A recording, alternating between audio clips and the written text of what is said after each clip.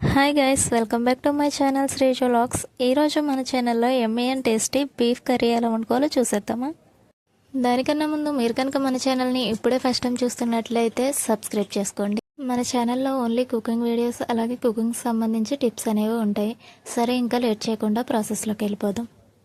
ఈ beef curry కోసం first stove మీద ప్యాన్ పెట్టుకొని ఆయిల్ పోసుకొని ఆయిల్ హీట్ అవనివ్వాలి. ఆయిల్ హీట్ అయిన తర్వాత సన్నగా తరిగిన ఉల్లిపాయ పచ్చిమిరపకాయలు వేసుకుని గోల్డెన్ బ్రౌనిష్ కలర్ వచ్చే వరకు వేయించుకోవాలి. ఆనియన్స్ గోల్డెన్ బ్రౌనిష్ కలర్ వచ్చిన తర్వాత మనం ఆల్రెడీ నీట్గా కట్ చేసి కడిగి పెట్టుకున్న మీట్ను కూడా యాడ్ చేసేసి వాటర్ అనేవి ఈ విధంగా రిలీజ్ అయ్యే వరకు ఉంచాలి.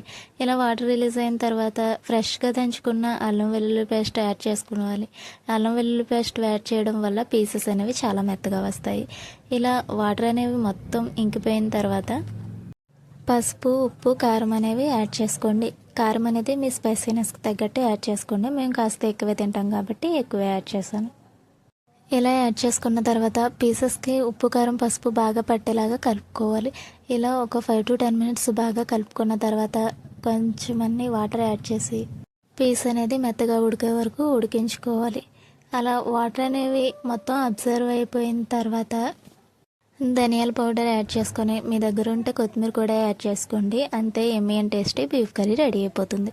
చూసారు కదా, మన వీడియో నచ్చితే లైక్ చేయండి. అలాగే మన ఛానల్ని సబ్స్క్రైబ్ చేసుకోవడం మర్చిపోకండి. Thank you for watching guys. Bye bye.